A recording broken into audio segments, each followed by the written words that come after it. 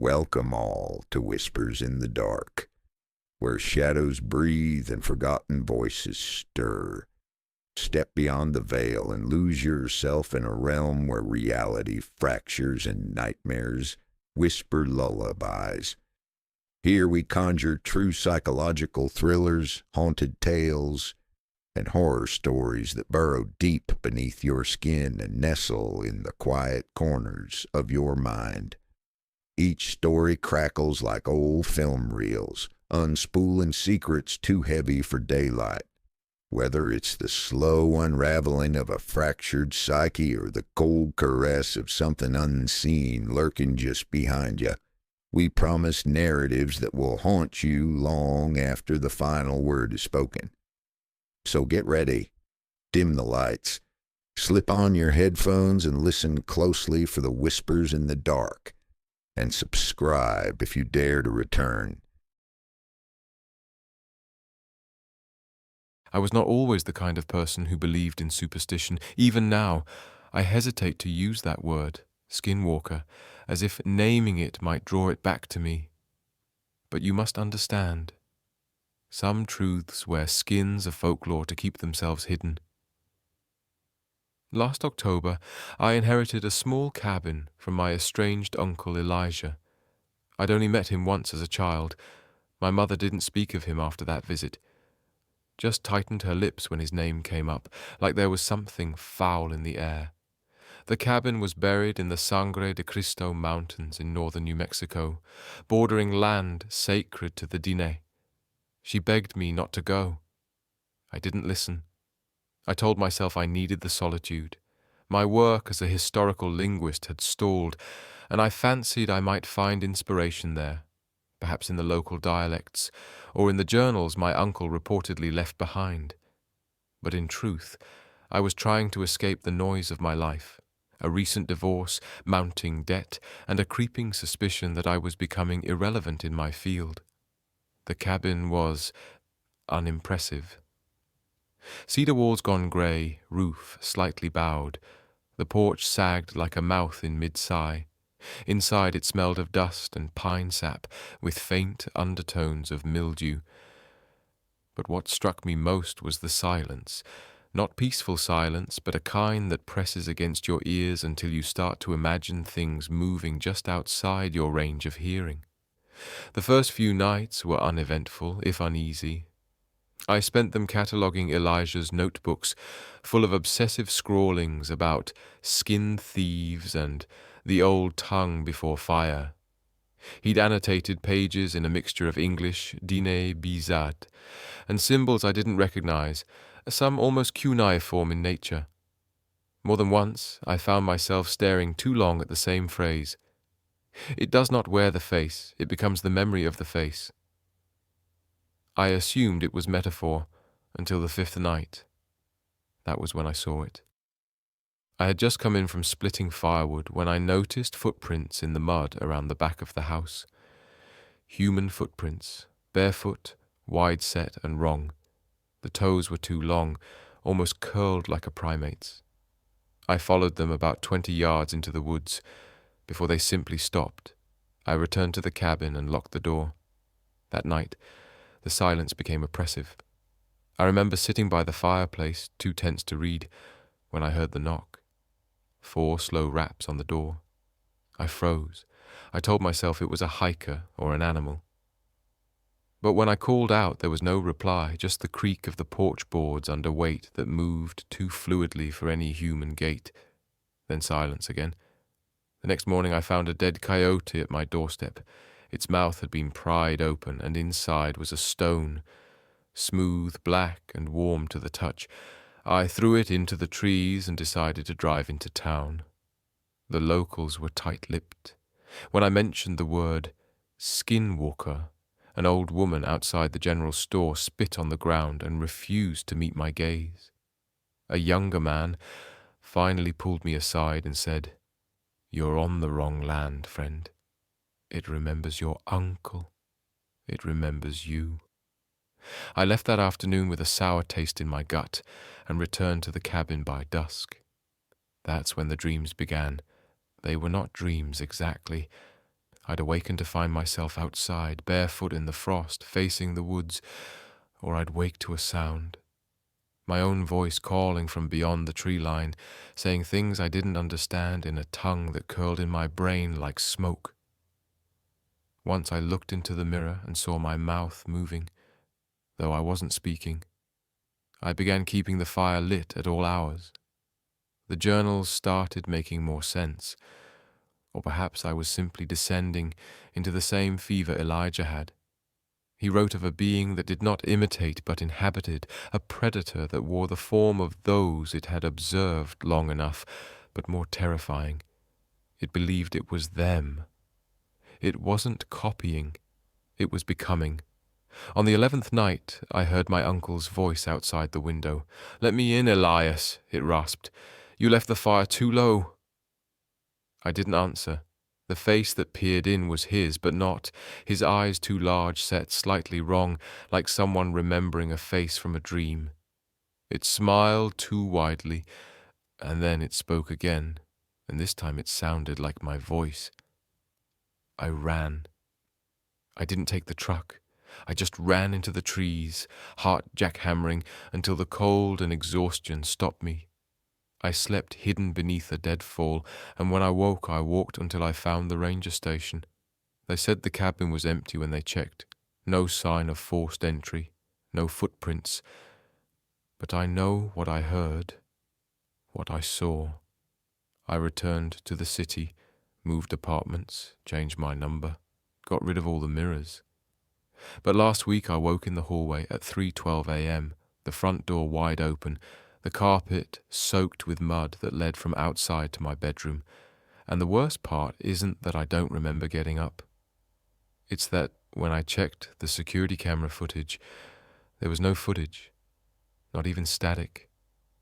Just an uninterrupted 6-hour void marked by timestamps and blackness, like something erased itself deliberately. Now I don't sleep at night.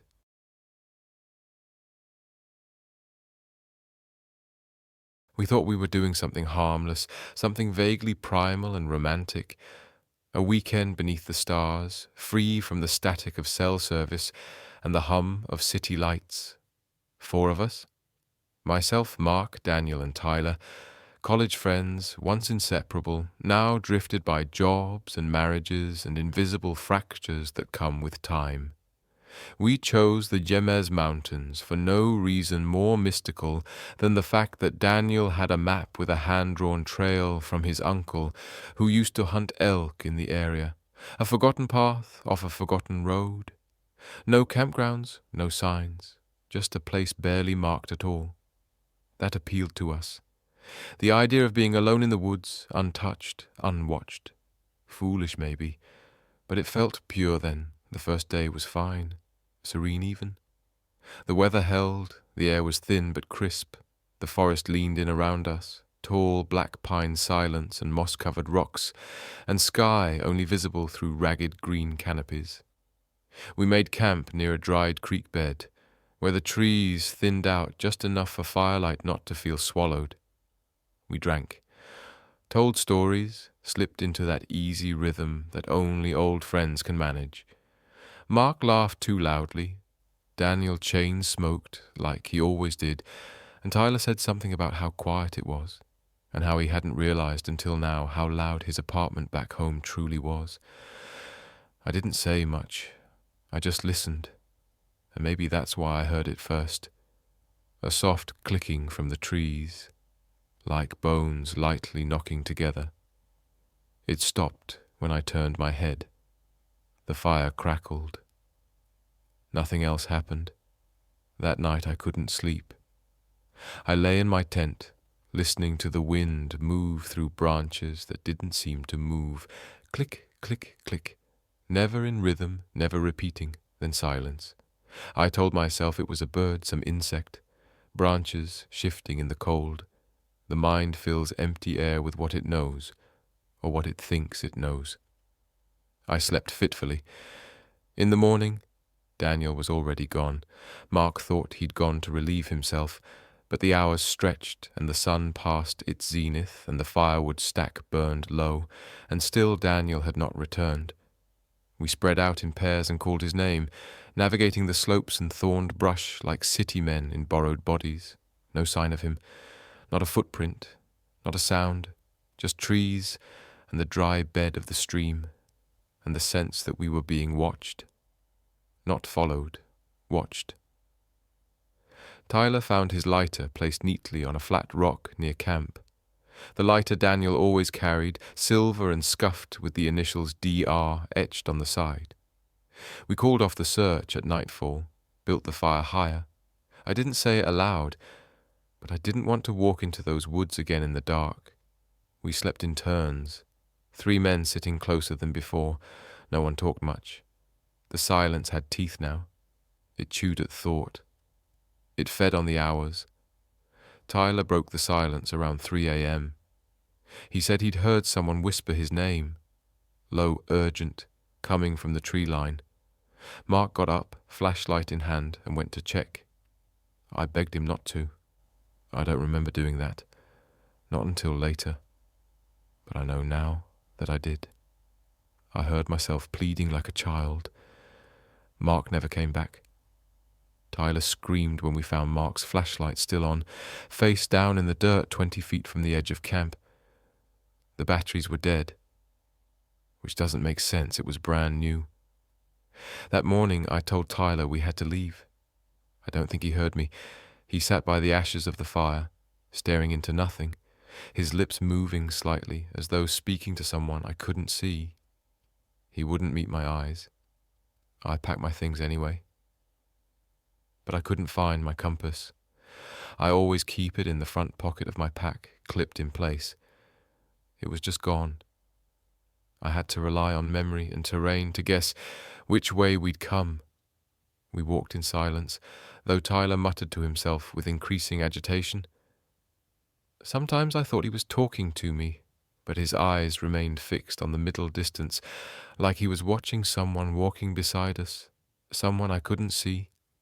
6 hours passed, then 8, then darkness again. I tried to light a fire, but the flame kept blowing out, though there was no wind. Eventually I gave up.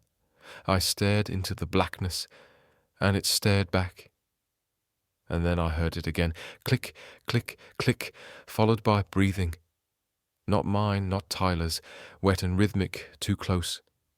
It came from behind the trees, but no shape revealed itself. The silence thickened, as if the forest were holding its breath. A voice spoke then, not loud, not threatening, but familiar. It was Mark's voice, calling my name, a single word. Evan. It wasn't right. It had his tone, but not his cadence, like someone trying the shape of a mouth it hadn't earned. I looked at Tyler. He was smiling softly, like he recognized it. I told him to run. I don't know if he heard me. I ran anyway. I didn't look back. I didn't stop for hours, my legs moved by fear alone. I emerged near dusk onto a road I didn't recognize, where a park ranger found me stumbling and incoherent. I told them everything. They sent a team. No one was found, not even a trace of camp. No packs, no ash, no lighter, no bones, just forest untouched.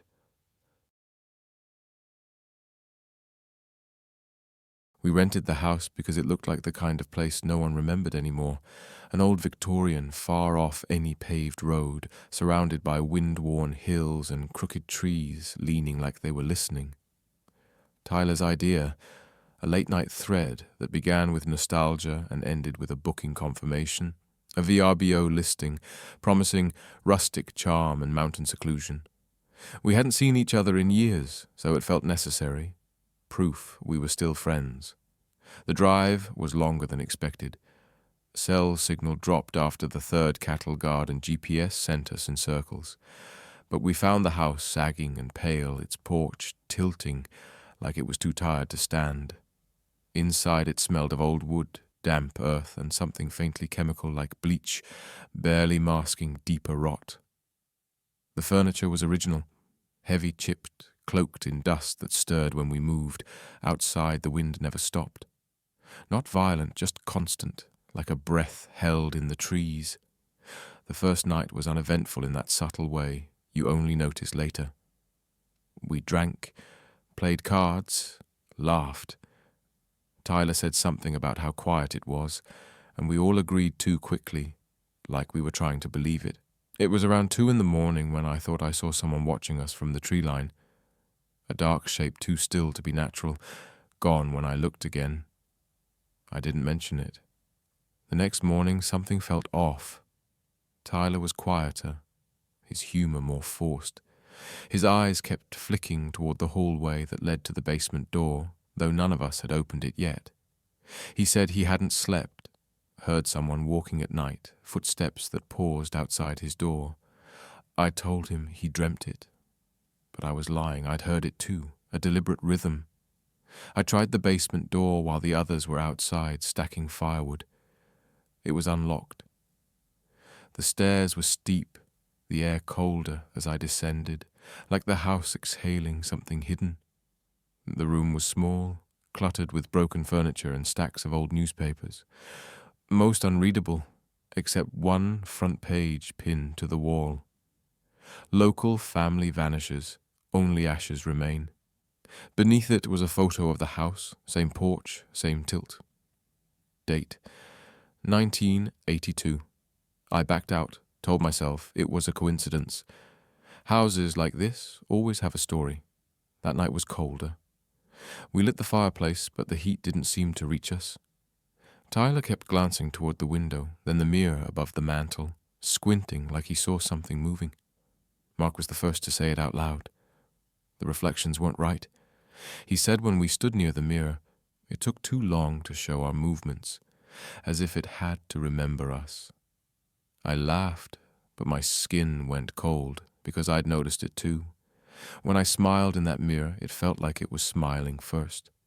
I started hearing my name whispered in the house, not loud, just casual, as if someone was trying it on. One night I heard Tyler talking to someone in his room. I pressed my ear to the door and heard him pleading softly, "You're not her, you don't sound like her." Then silence. The next morning he was gone. No note, no footprints. Just his coat on a chair and his phone charging. We searched the property, called his name until our voices cracked. Nothing. Mark wanted to leave. I agreed. But when we opened the door, everything was wrong. The trees had shifted. The road gone. The landscape no longer matched where we'd driven. There were hills where there hadn't been hills, and the sky looked bruised, an ugly purple-grey. We stayed another night. Neither of us slept. Mark stood guard while I tried to keep the fire alive, but it kept going out. At one point I woke and saw Mark staring into the mirror again, his face pale, eyes wide. I called his name and he turned to me, but for a moment his mouth didn't move when he said, "I'm fine." Only the voice came, like a puppet forgetting how to pretend. The next morning he was gone. I don't know why I stayed. Maybe I thought I could outlast it, or maybe it already had me and I didn't realize. But time stopped working. Clocks were wrong. Light came from the wrong direction. The mirrors multiplied. I saw myself in places I wasn't, reflections in corners, watching me from windows, spoons, metal. The house creaked in syllables now, not groans, but wet, deliberate sounds. I found scratch marks on the inside of the basement door. Some spelled my name. One phrase repeated, "It knows the shape of you." Last night I heard all their voices together, Tyler, Mark, and someone I didn't know who knew me, saying, "Come back to us." I ran. I don't know how I found the road. I don't know how long I walked before the truck picked me up. The driver didn't speak, just stared ahead like he couldn't see me. And when I looked at his face in the rearview mirror, it wasn't his. Not entirely.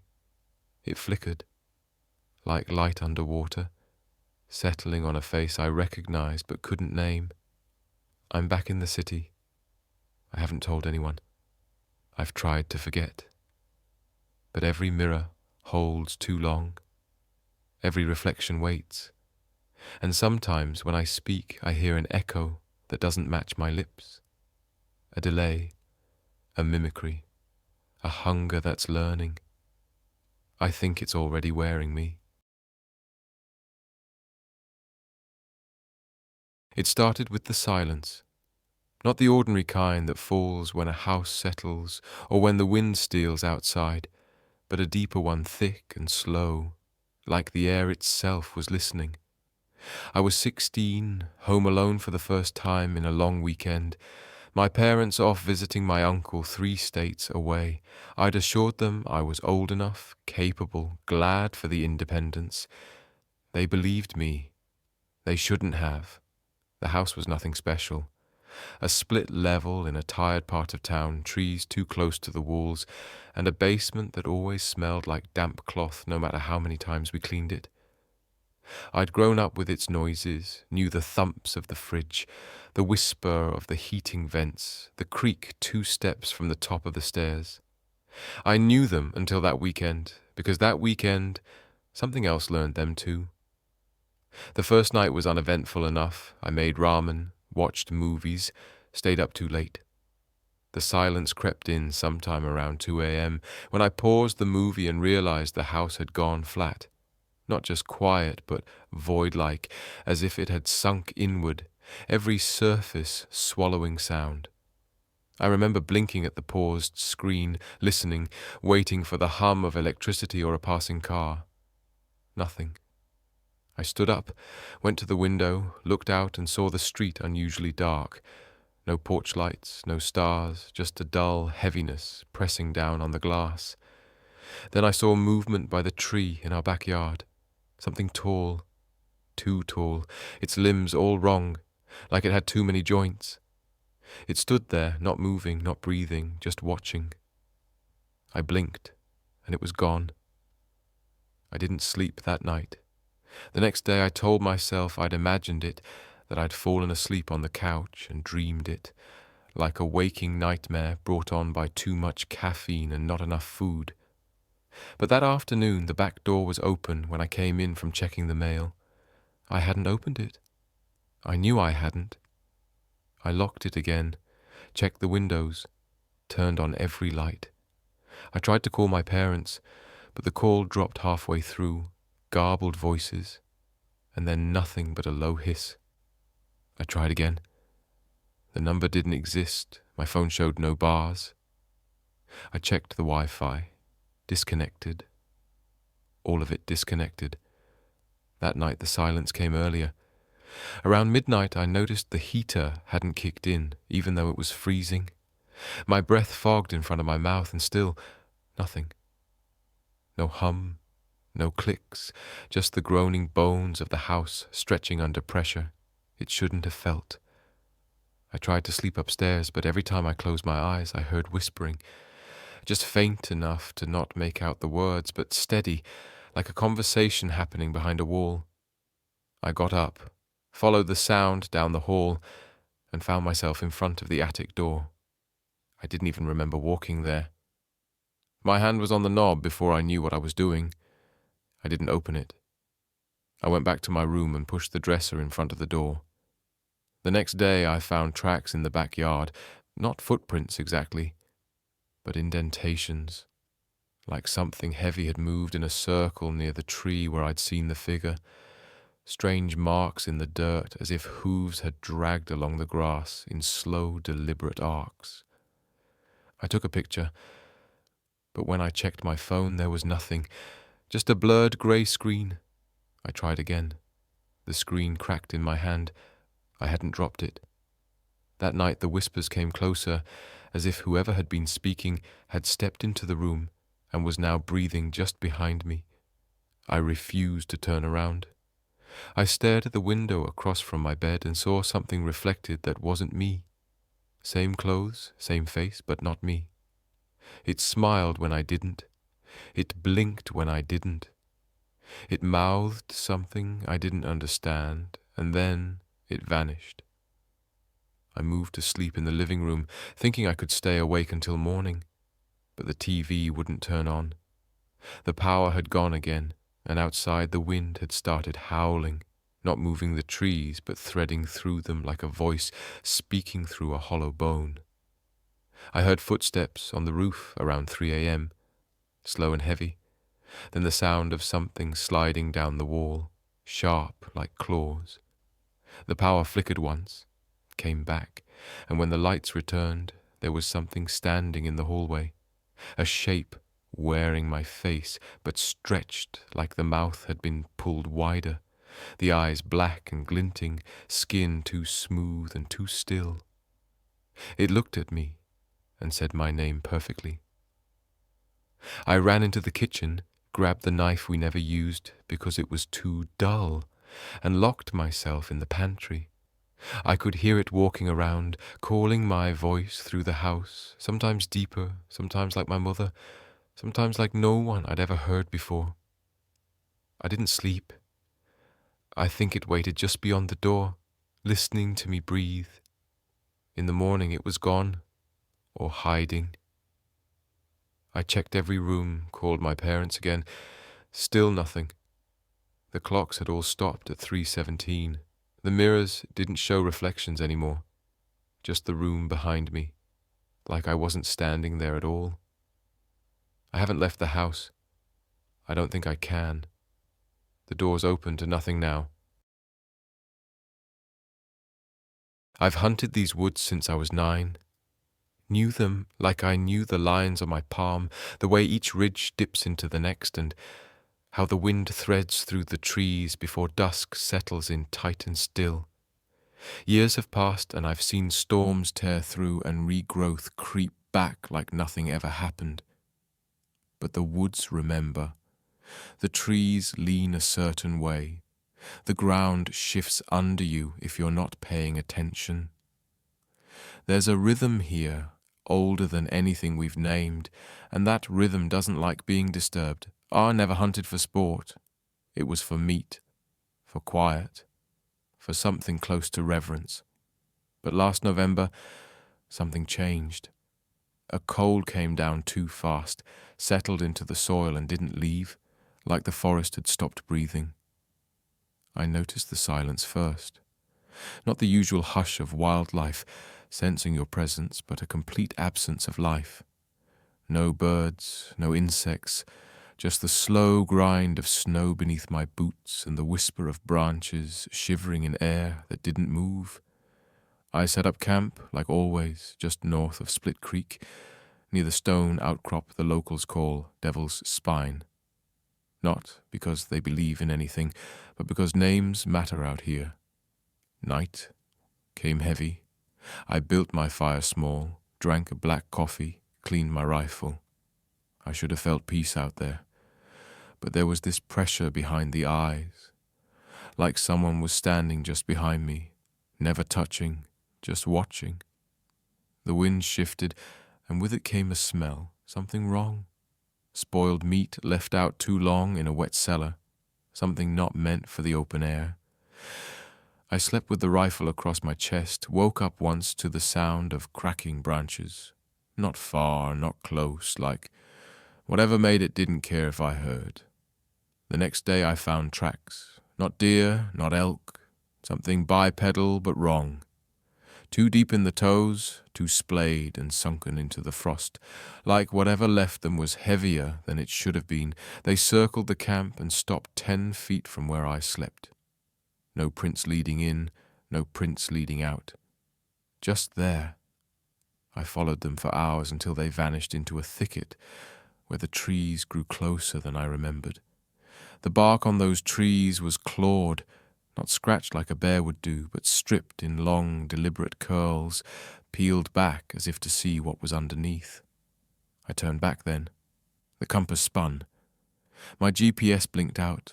Snow began to fall but didn't land, just hovered, melting in the air like the sky was rejecting it. Back at camp, everything felt wrong. I mean, fundamentally wrong, like the world had shifted a half-inch to the left and I was seeing it for what it really was. I heard voices then, not loud, not urgent, just familiar. My father's voice, who'd been dead 10 years. A friend's laugh from a hunting trip we took when we were 17. A woman's voice I couldn't place, but she whispered my name like she'd been practicing it for years. They came from all directions and nowhere. I didn't sleep. I stared at the fire, watched the shadows stretch too far, like the trees had grown longer bones.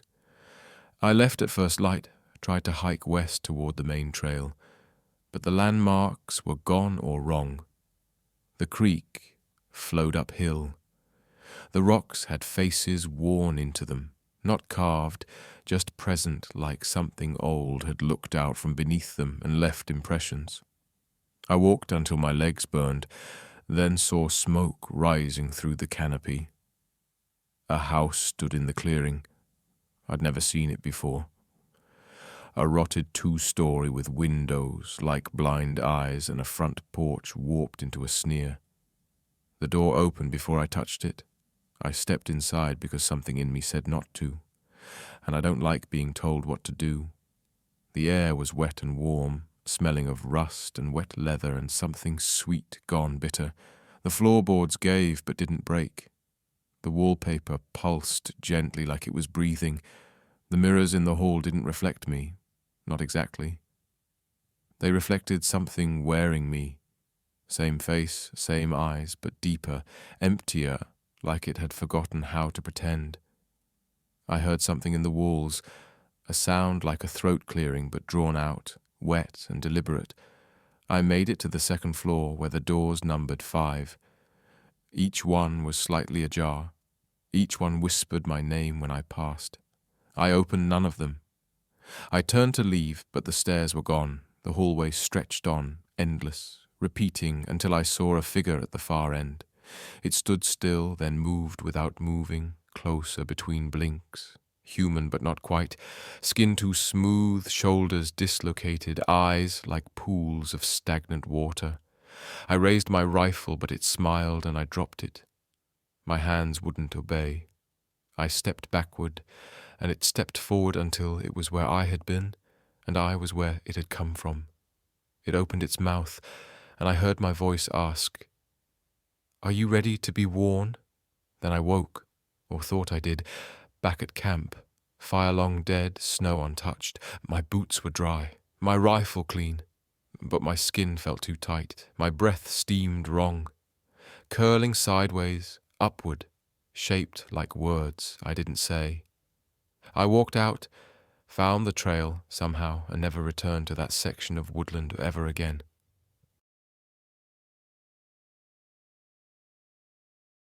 It began as a dare, a stupid Halloween tradition since middle school. Pick a place no one wants to go after dark and spend an hour there. No phones, no lights, no chickening out.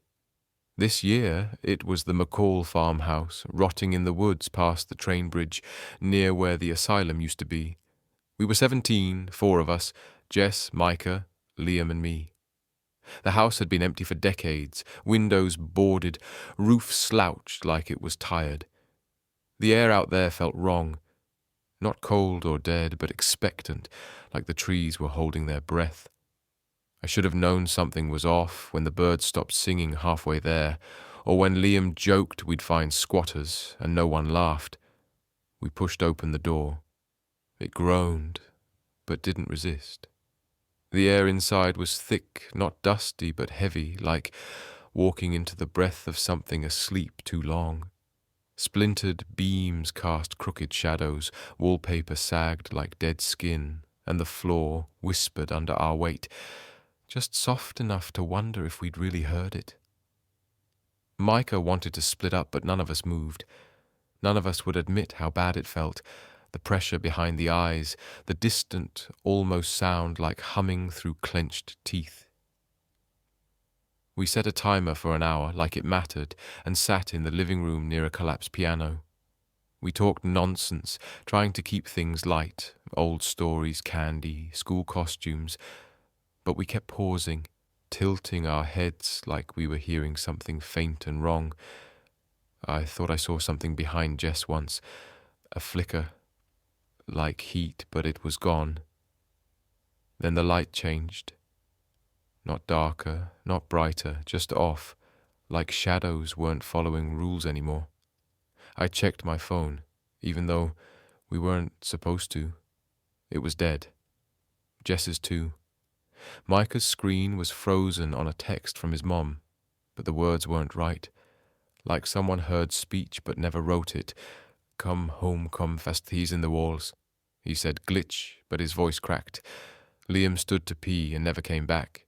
After 10 minutes we looked, calling his name, pretending the echo didn't sound wrong, too long, too wet. Like the house was chewing sound before giving it back.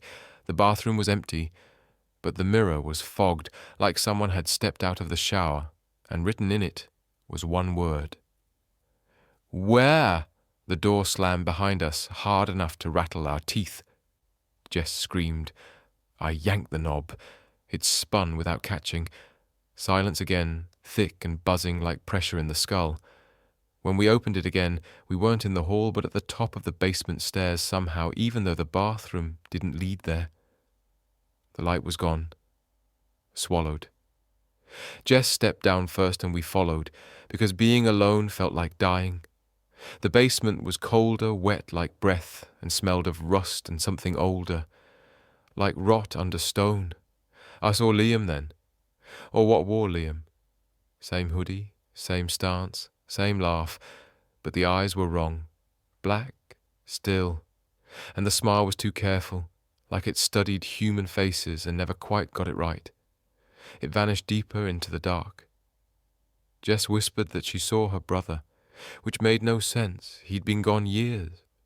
I told her it wasn't real, but her hand slipped from mine, and she was gone. Micah and I were alone. And even though we stood close, he looked too far away, like the air had stretched between us. He asked if I heard it. I said no. He said it didn't matter. It heard us, and it was choosing.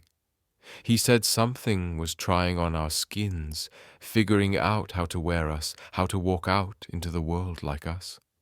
But it couldn't do that until we unraveled enough to stop noticing. I told him he was cracking, and he laughed, too sharp, too loud, and said maybe I already had. I turned away, and when I looked back, he was gone. No sound, no trace, just my own heartbeat hammering like it wanted out. I ran up the stairs but found myself in a bedroom I didn't know, moonlight through broken slats, and in the bed was me, sleeping.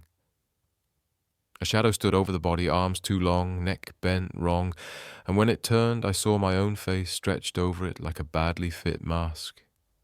It opened its mouth and made my mother's voice. I screamed, but no sound came, ran but didn't move, and woke up on the living room floor alone. No Jess, no Micah, no Liam. Timer said, 43 minutes left. The house silent as bone. I left. Don't remember walking out, just the feel of the knob cold in my palm and moonlight outside. No one noticed I'd been gone. No one asked about the others. Their parents said they were fine with friends. Every time I look in the mirror now, I don't recognize what looks back. Moves half a second too late. Smiles when I don't. I dream of the house, the basement, the thing that tried me on and liked the fit. Somewhere in those woods, something ancient still listens, shaping itself, becoming more like us each night. And maybe, just maybe, I never really left. Only something wearing my name did.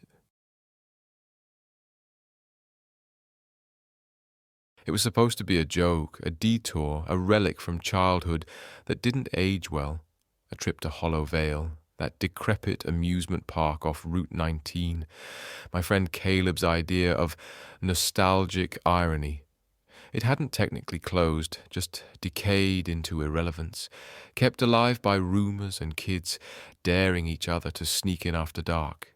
The sky was already bruising when we got there, smeared with the kind of twilight that makes shadows stretch longer than they should. The gate was rusted but unlocked, swinging slightly as if inviting us in. The whole place stank of wet wood and metal fatigue, like the bones of something dead but twitching. I tried to laugh it off, said it felt like being inside a dying memory, but even that felt too generous. Nothing felt still. The rides sagged and buckled under the weight of abandonment, the carousel frozen mid-spin, its horses rotted and eyeless, smiles peeled back into skeletal grins. Cotton candy stands now insect husks, webbed and silent. Cobblestone paths grew moss like wounds, and the air was heavy, not just with rot, but anticipation, like the whole park was holding its breath. Caleb thought it was a vibe, and ran ahead toward the tilt-a-whirl, calling out for me to catch up, his voice bouncing weirdly off the damp air, like something else was repeating it a second too late. I didn't want to follow, but I did. The path to the rides felt longer than it should have been, curving in a way I didn't remember from when we were kids. Every turn felt slightly off, like I was walking in a version of the park built from memory, but rearranged by something that had never actually been human. Caleb stood at the tilt-a-whirl, eyes wide, hands slack at his sides. He didn't speak, just nodded toward the ride and climbed onto one of the rusted carts. The motor groaned like it was waking from something ancient, and to my horror, it started turning. The park was dead, no power, no lights, just that single ride spinning slowly as if dragged by invisible hands. Caleb's face was wrong. Not afraid, but too blank, like he'd been emptied out and only the shape of him remained. I shouted his name, but my voice was swallowed, the air collapsing around it like foam. Then I saw the thing across the platform. Not Caleb, no, another Caleb. Or what wanted me to think it was him. Same hoodie, same slouch, same smirk twisted just slightly off, as if it wore his face like a child wears a mask on the wrong way around. I blinked, and it was gone. Caleb was still on the ride, or his body was anyway. Head tilted back, mouth agape, eyes rolled too far up. The ride groaned to a halt, and I ran up, grabbed his shoulders, shook him. His skin was ice, and when he opened his eyes, he whispered something so soft it felt like breath inside my ear. It sees us. Then he was Caleb again, or close enough. But the laughter behind his eyes didn't belong to him. I told him we needed to go, but he just smiled and asked, "Where?" There was no exit. The gate was gone, or had never been there, and the park shifted when I turned. Paths looping, signs pointing nowhere, fences closing in just behind us. I tried my phone. Dead screen, despite full battery before we entered. I thought about calling out, but something deep in my bones warned me not to draw attention to myself, not here, not when something was listening. Caleb wandered ahead again, every step echoing louder than it should, like the sound of him walking was getting bigger than the man making it. I followed, unwilling to be alone, even with something wearing my best friend's shape. The house of mirrors stood crooked, mirrors inside shattered, frames cracked as if from within. Caleb entered without a word, and I was stupid enough to follow. The mirrors didn't show reflections, they showed intentions. Versions of us walked beside us, but their movements were too fluid, too delayed, smiling when we didn't, watching when we weren't looking. I stared too long, and one of them blinked at me before I did. That's when I ran, or tried to. But the halls warped, angled into Escher spirals and infinite loops. I could hear something moving through the glass, not walking, skittering, like nails on glass and bone bending backward. I screamed Caleb's name, and he appeared again ahead of me, or something like him. But this one was barefoot, clothes inside out, eyes glassy and mouth mumbling wet syllables like he was learning the shape of speech. I backed away and bumped into another Caleb behind me. A third voice whispered, "Which one do you trust?" Before the lights in the maze flickered out, I ran. I don't know how long, but eventually I was outside again, alone. Caleb gone, the park still wrong, still waiting. The carousel spun now too, slow and creaking. A calliope tune wheezed through broken pipes like it had lungs. I didn't sleep that night, or the one after, because I brought something out with me. Something followed. Sometimes it's Caleb knocking at my window. Sometimes it's me. Sometimes I see my face smiling at me from reflections I haven't stepped in front of yet. My mother says I've been quiet lately. My dog won't even come near me. I used to love fishing with my little brother, Caleb. We'd head out to this quiet spot about an hour from town, tucked into the woods along a slow-moving creek. It wasn't anything fancy, just a muddy bank, a few fallen logs, and the kind of silence that made you whisper without thinking. It was early October, still warm enough in the afternoons, but the mornings had that chill that let you see your breath. Caleb had been begging me to take him fishing again, just the two of us. Mom was fine with it. Maybe too fine, honestly. Lately, she seemed like she needed a break from both of us. So we packed our gear, grabbed sandwiches, and left just after sunrise. It took a little longer than usual to get out there. A fallen tree forced us to park a half-mile from our usual spot and hike in. The forest felt heavy that day. Not stormy, just still. Too still. I should have trusted that feeling. We got to the bank around 9. The creek was sluggish like always. We set up our rods, baited our hooks, and settled in. Caleb talked the whole time about school, his friends, a weird dream he'd had, but I was only half listening. I kept glancing at the tree line across the water. I don't know why. Nothing was there, but every few minutes I'd catch myself looking again. By noon, Caleb had caught a couple of small perch. I'd caught nothing and wasn't really trying. That strange tension was still crawling around in my stomach. "Did you hear that?" he asked, cocking his head toward the woods behind us.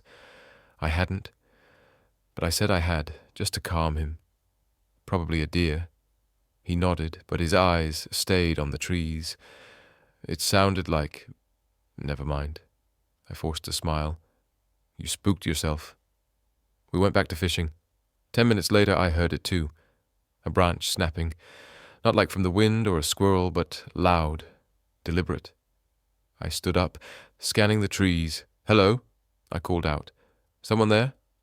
No answer. "Of course." I glanced at Caleb. He had gone pale and was gripping his rod too tightly. "Let's give it a few more minutes," I said. "Then pack up." That's when we heard it. The sound of someone walking. Slow, heavy steps crunching through the leaves. But when I turned, no one was there. Caleb moved closer to me. "Can we go now?" "Yeah," I said. "Yeah, let's go."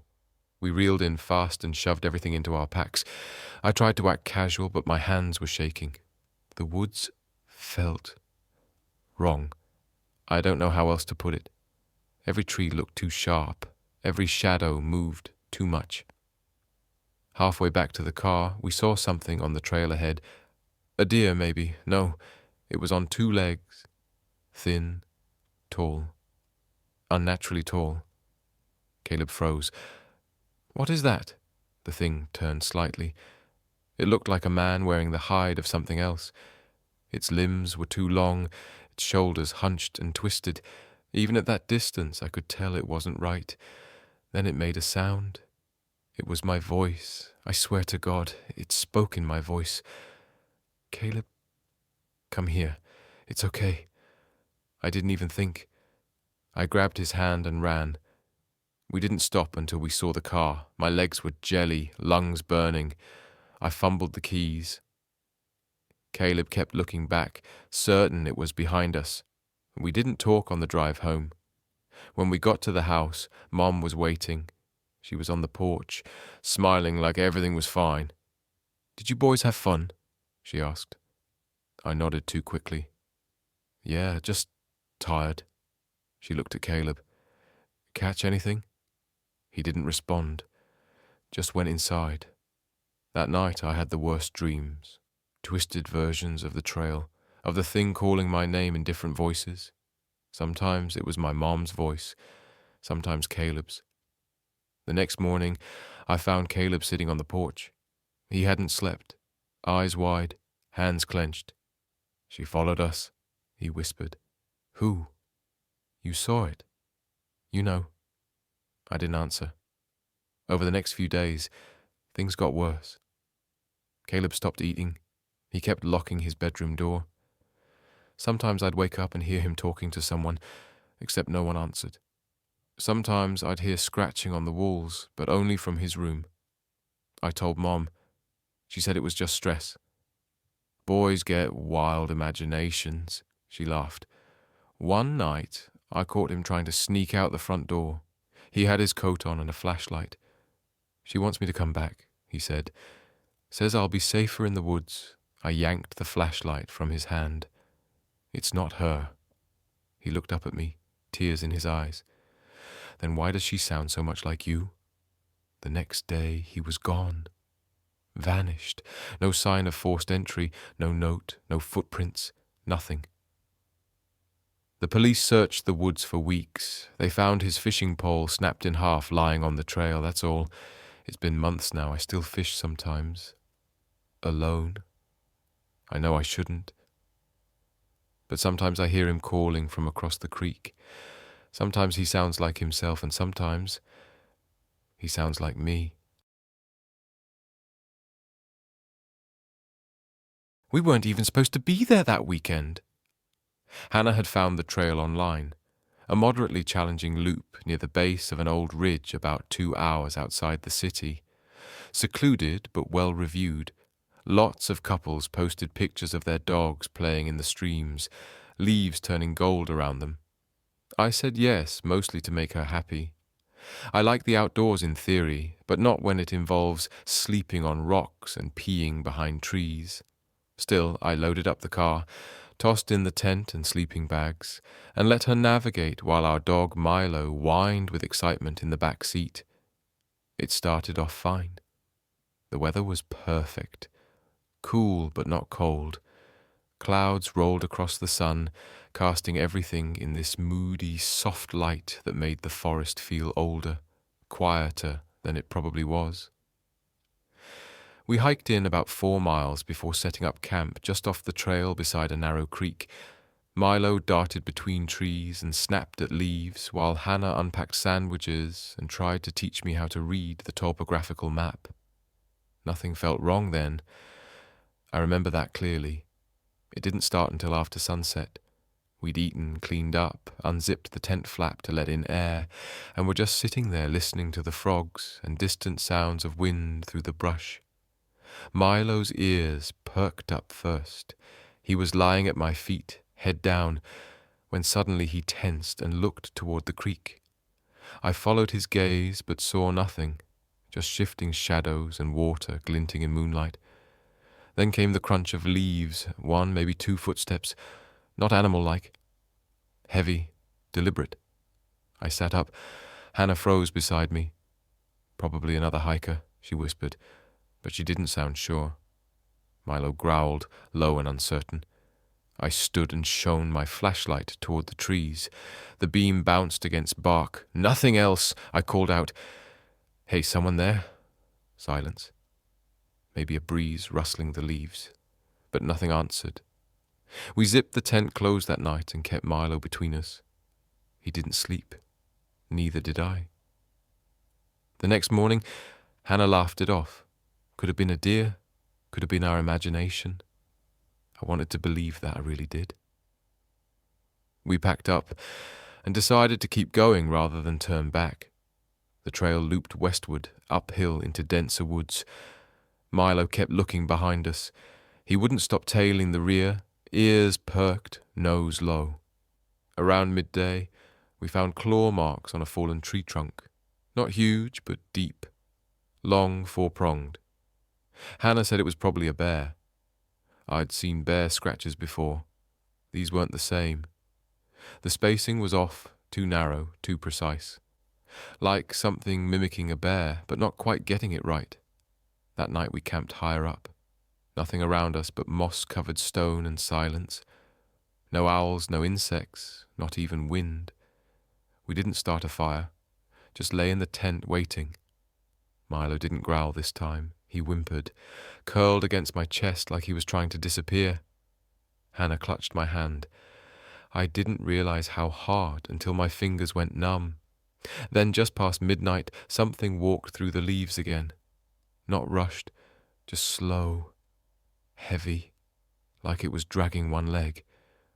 I wanted to unzip the tent, but Hannah whispered, "Don't." She sounded afraid in a way I'd never heard before. We held our breath, and the thing moved past us, then paused. Silence so complete I could hear my heartbeat. Then came a voice, not loud, not close, just drifting on the air like smoke. Milo. It said his name, soft drawn out. Milo started shaking, his ears flattened, and he crawled deeper between us. I reached for the flashlight but didn't turn it on. I couldn't. The voice came again. This time, it sounded like me. Come here, boy. Come on. Good boy. It was wrong. Hollow. Like someone trying to wear my voice like a mask. I didn't sleep at all. The next morning, we hiked back. No breakfast, no talking. Just walking fast, scanning the trees. Milo lagged, his tail tucked so far under, it touched his belly. At some point we passed our first campsite, but the creek was dry. The logs we sat on were gone, like they'd never been there at all. Hannah noticed too, but neither of us said anything. We made it to the car just before dusk. I unlocked the doors and Milo jumped in without waiting. Hannah and I just stared at each other for a moment, both of us waiting for something to come crashing out of the trees. But nothing did. We drove in silence, too afraid to name what happened. It's been 2 weeks. Milo won't go near the front door anymore.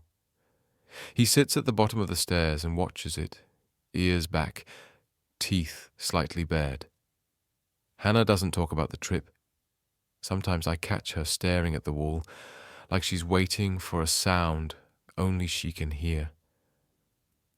And last night, while I was brushing my teeth, I heard her calling Milo from the living room, except when I stepped out to check, she was asleep on the couch, and Milo was still upstairs. With me. I haven't told her. I don't know if I should. Tonight I heard it again, my own voice, outside the window, whistling, calling the dog. Same tone, same inflection, but it wasn't me, and it wasn't Hannah. I don't think it wants Milo anymore. I think it wants in. I've been farming this land my whole life, just like my father and his father before him. It's quiet out here, just a stretch of fields backed by woods that run long and dark along the edge of our property. The kind of place where neighbors are few and the sky feels too big, too empty. It's peaceful, usually, or it used to be. I started losing livestock about 6 weeks ago.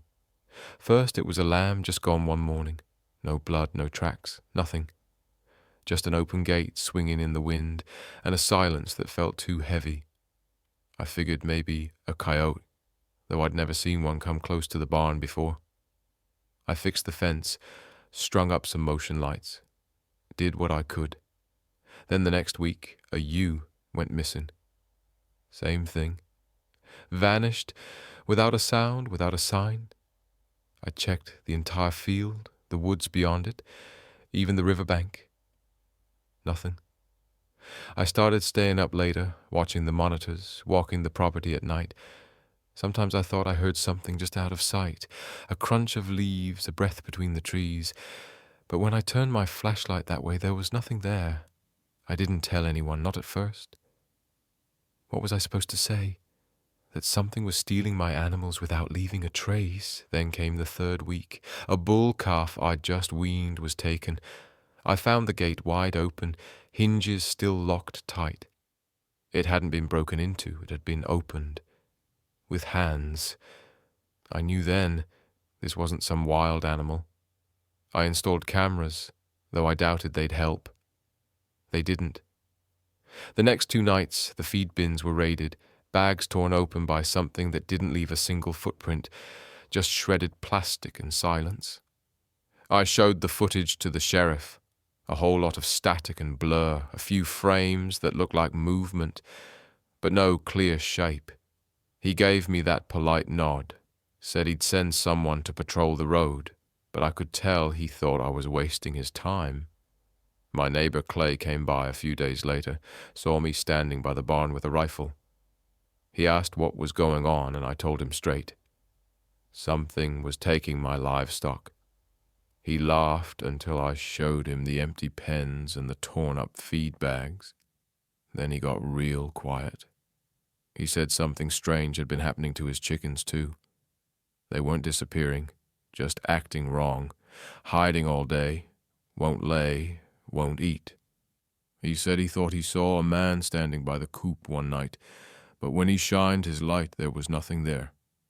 We both agreed to keep our eyes open. I started sleeping out in the barn, just me, a cot, and the rifle. I'd sit there for hours, listening to the wind, running through scenarios in my head, meth heads, cult weirdos, escaped convicts. But none of them made sense. They'd leave messes, leave tracks, make noise. This thing, whatever it was careful, deliberate. One night, around 3 a.m., I heard the cows stirring, a low, muffled panic.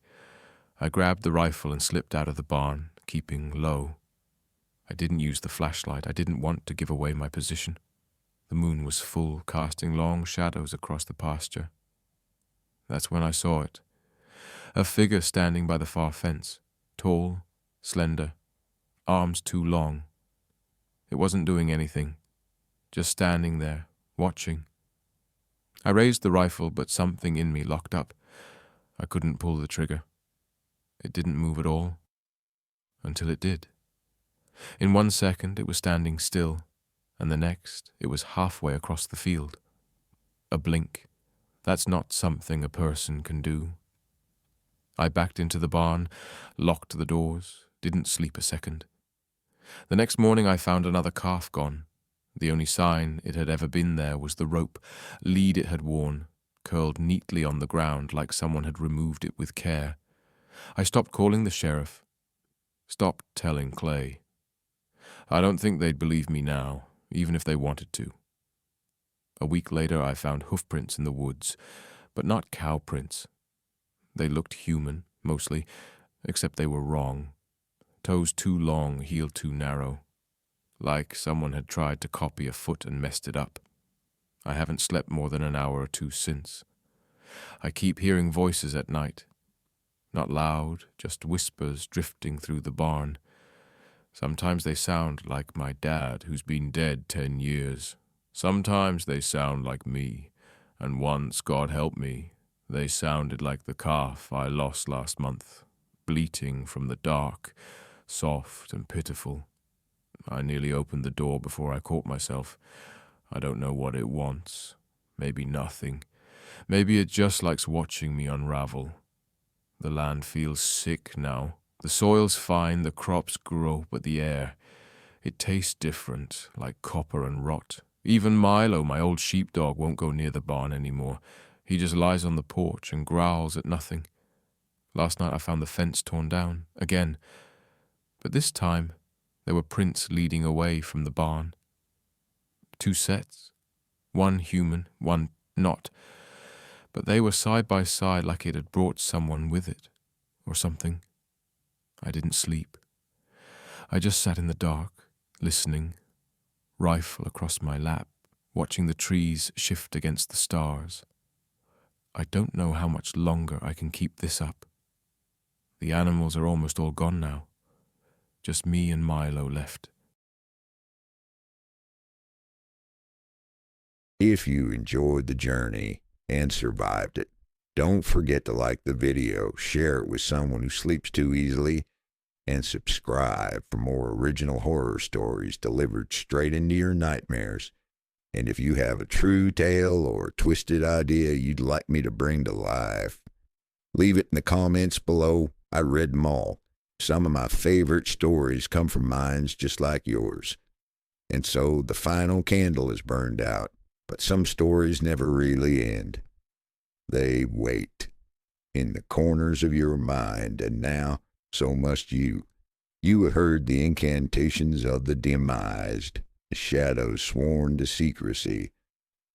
But what slipped through, what followed you back into the light, if these stories stirred something inside you, if they made you hesitate before turning off the lights, then don't forget to like, share, and subscribe, because next time, we're going deeper. So rest while you can. Because next time the story just might be about you.